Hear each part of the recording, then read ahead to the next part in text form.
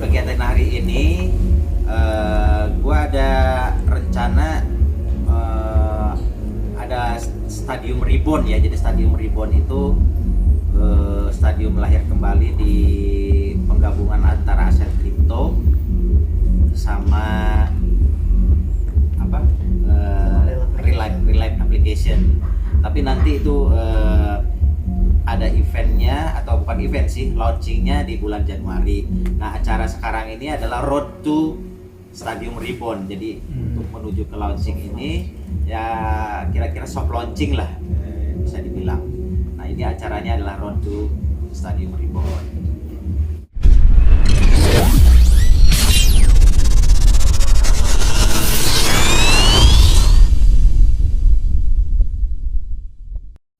Kegiatan hari ini gua ada rencana ada Stadium Reborn ya. Jadi Stadium Reborn itu stadium lahir kembali di penggabungan antara aset kripto sama real life application. Tapi nanti itu ada eventnya, atau bukan event sih, launchingnya di bulan Januari. Nah, acara sekarang ini adalah Road to Stadium Reborn. Jadi untuk menuju ke launching ini ya kira-kira soft launching lah, bisa dibilang. Nah, ini acaranya adalah Road to Stadium Reborn. Road kemana aja tuh? Ya. Road to-nya kemana aja? Road to ini soft launchingnya nanti di bulan Januari. Launchingnya Stadium Reborn ini, gitu. Maksudnya ada roadshow. Kalau untuk roadshow nanti itu kan program kita selanjutnya ada reparty, ada program-program yang lain. Kak Bobi, berarti dengan kata lain Stadium Reborn ini bukan stadium yang lahir kembali dengan tempatnya yang seperti dulu begitu? Oh, bukan. Jadi ini Stadium Reborn ini mempergunakan aset kripto yang ya, jadi seperti ini sih kalau Stadium Reborn-nya itu bukan artian, sebenarnya ada dua misleading sih di sini sih. Kayak bukan artinya stadium buka kembali atau gimana, bukan. Dan bukan juga, ada juga misalnya koin namanya Stadium itu dia bikin versi 2-nya atau anakannya, bukan. Jadi Reborn ini dalam artian tuh lahir kembali, kita pengen bangun kembali hype-nya yang pernah ada di Stadium yang terkenal itu, kita pengen bangun kembali nih hype-nya. Makanya kita bilang Stadium Reborn, dalam kutip Stadium Reborn. Artinya lahir kembali dalam bentuk crypto aset. Sekali lagi, crypto aset bukan cryptocurrency ya. Kalau cryptocurrency kan dia kan jadi outlier, tapi ini crypto aset gitu. Itu sih. Tujuannya sendiri apa sih? Tujuannya kita pengen blending sih, pengen gabungin teknologi blockchain sama real life use case application. Jadi gimana blockchain ini kita sinergikan sama kehidupan nyata gitu sih. Mungkin ada bedanya nggak sih dari stadium yang sebelumnya sama yang sekarang? Seperti apa menurut? Yang seperti dibilang Pak Ben ini, bukan stadium akan buka lagi klubnya, tapi itu tadi hype-nya diambil, hype-nya digabungkan sama ikoniknya juga. DJ Bobby ini sebagai ikon kan, sebagai legenda dari stadium nih, muncul lagi nih setelah sekian lama nggak muncul, tiba-tiba muncul dalam bentuk crypto aset atau Stadium Reborn token. Nah, itu yang kita bilang reborn-nya tuh seperti itu sih. Berarti dengan kata lain targetnya adalah fans-fansnya DJ Bobby dan fans-fansnya Stadium zaman dari dulu sampai sekarang, mungkin itu targetnya gitu. Ya, itu salah satu target utamanya, tapi kita lebih aimingnya ke global sih. Karena kalau lihat dari use case projectnya kan kita ada dua bisnis konsep model ya. Yang pertama itu real life use case application, itu yang kehidupan nyata. Ada juga yang use case-nya di bidang crypto aset atau kita bilang crypto asset use case. Nah, jadi yang pertama dulu yang real life application itu ada 3. Kita ada Rave Party Event Trading Indonesia yang pertama, yang kedua itu ada tourism, yang ketiga ada charity. Kalau yang dari segi crypto asset use case itu ada DJ NFT marketplace. Dimana penjelasan yang pertama dulu, kalau untuk yang real life application ini menarik sih, karena kita pengen blending gimana cara kita rave party event, kita support DJ lokal dulu, dan juga kita blending dengan tourism pariwisata Indonesia, karena seperti yang kita tahu pariwisata Indonesia lagi turun banget. Jadi di sini kita pengen ajak wisatawan lokal, wisatawan dari mancanegara untuk ikut andil partisipasi dari ikut Stadium Reborn Token supaya pariwisata juga meningkat, DJ lokal juga kita support gitu. Pasti ada tantangannya. Tantangannya mungkin seperti apa? Tantangannya pasti ini ya kalau misalnya di pandemi sekarang ya. Iya, pandemi ini mungkin kan terbatas. Ya mudah-mudahan kedepannya pandemi pun selesai.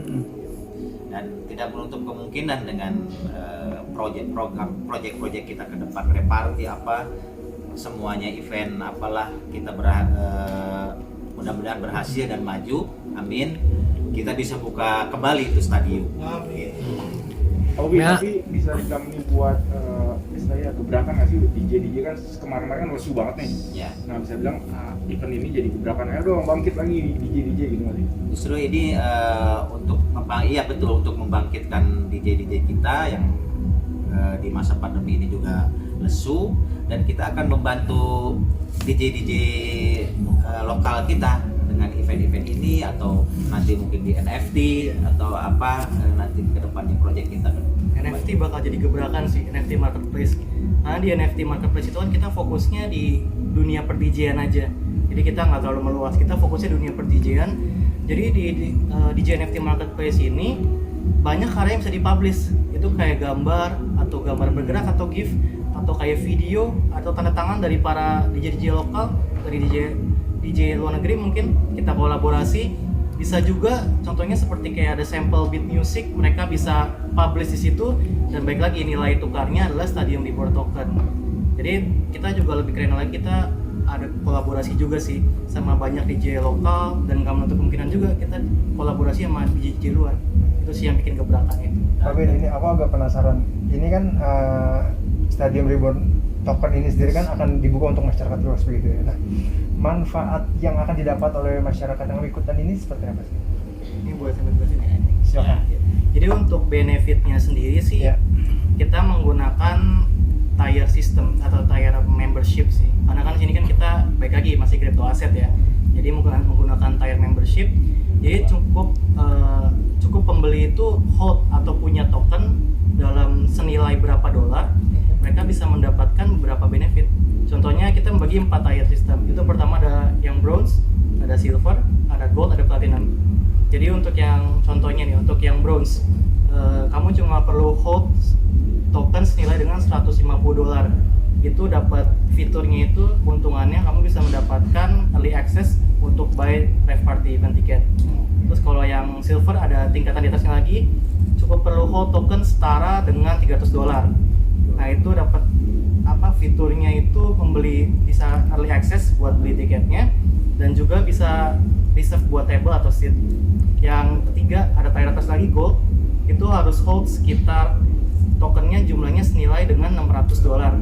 Nah ini cukup menarik karena banyak banget tawarkan di paket yang gold ini atau membership yang gold. Itu pertama itu bisa dapat early access, yang kedua dapat VIP reservation, ada hotel package, ada travel package, ada drink package. Nah tapi yang lebih hebat lagi di tier paling atasnya, tier platinum. Jadi di tier platinum ini holder atau yang pembeli koin ini cukup punya atau hold token senilai dengan $1.000, tapi benefitnya banyak banget. Karena dari semua paket yang tadi mereka dapat diskon yang lebih besar, bahkan lumayan besar banget. Itu yang pertama. Yang kedua, mereka dapat privilege lagi ketika mereka datang ke klub atau bar favorit mereka yang sudah berkolaborasi dengan kita, itu mereka dapat diskon. Jadi kita pengen gabungin sih dari crypto aset bisa jadi use case juga. Jadi orang beli ada alasannya gitu. Jadi dengan kata lain selain klien ini pembeli juga mendapatkan benefitnya, di satu sisi lain dengan bergabungnya para pembeli ini bisa dengan kata lain urungan gitu ya, bikin event untuk mereka sendiri begitu Pak?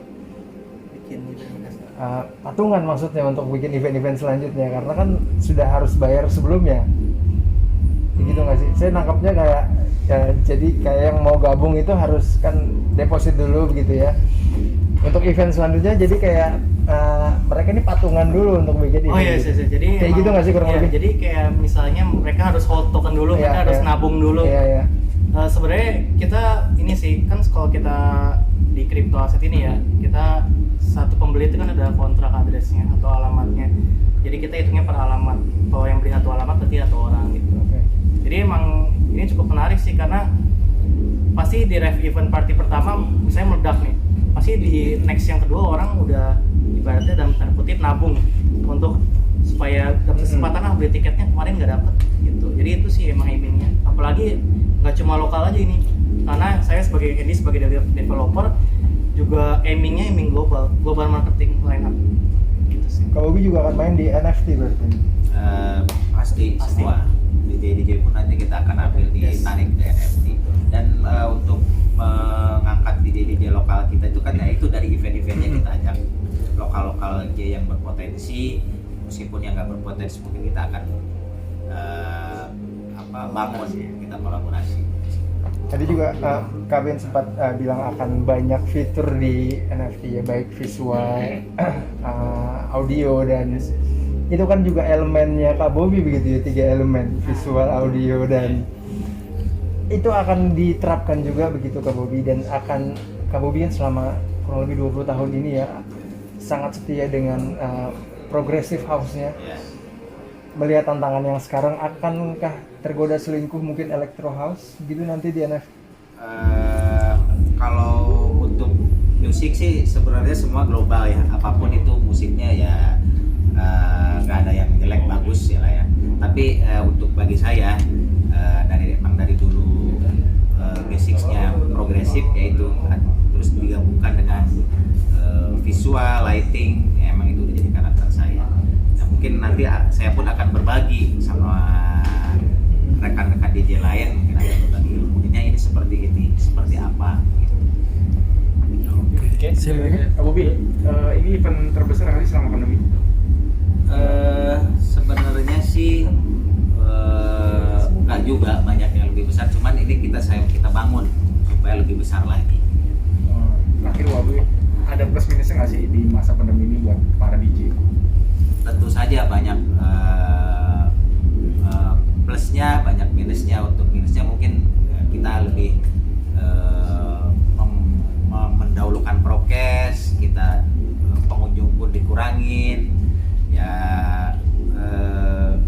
Kelebihannya ya bukan mungkin ya, kita tetap harus eksis meskipun di pandemi.